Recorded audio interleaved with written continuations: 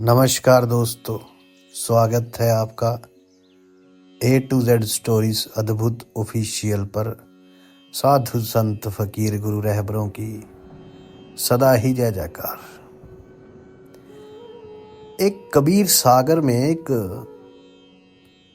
कथा आती है कि एक बार सदगुरु कबीर जी महाराज रात में राजा इब्राहिम जो है उनके निवास की छत पर हाथ में एक लंबी छड़ी लिए ऊंट चराने वाले ग्रामीण के वेश में प्रकट हुए। राजा जो था वो गहरी नींद में सो रहा था। कबीर साहब ने छत पर लाठी पीटना शुरू कर दिया। कहते हैं जिससे राजा की नींद खराब हो गई और वे क्रोधित हो गया। उसने अपने सैनिकों को उस व्यक्ति को पकड़ने का आदेश दिया जिसने उसकी नींद में खलल डाला।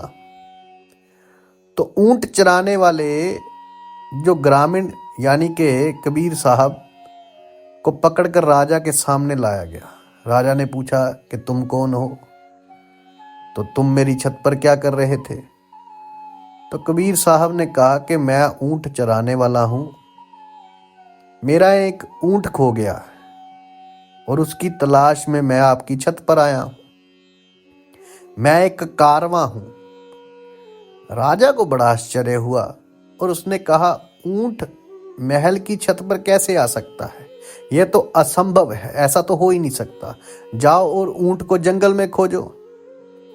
तो कबीर साहब ने कहा कि ए इब्राहिम, जिस प्रकार ऊंट कभी छत पर नहीं मिलता तो उसकी खोज जंगल में की जानी चाहिए, उसी प्रकार सिंहासन पर बैठकर विलासिता पूर्ण जीवन व्यतीत करने वाले को भगवान खुदा परमात्मा ईश्वर कभी नहीं मिल सकते।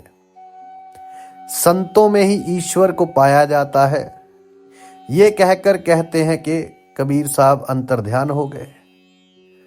तो ये सब देखकर जो सुल्तान इब्राहिम था वह बेहोश हो गया और जमीन पर गिर गया।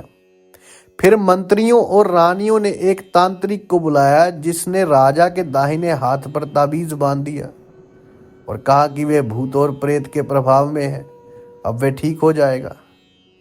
राजा की सांसारिक कार्यों में अब कोई रुचि नहीं रही और वे शांत और परेशान रहने लगा।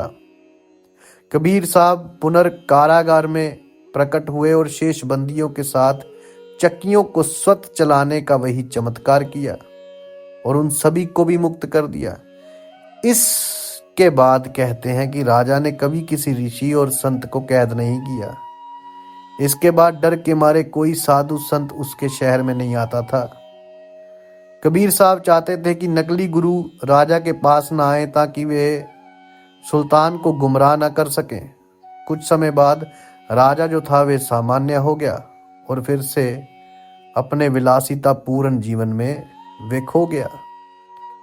ये सब लीला कहते हैं कि कबीर जी ने उस वक्त जो भी साधु संत सुल्तान ने कैद किए हुए थे उन्हें छुड़ाने के लिए की। ये कबीर अध्याय में आता है।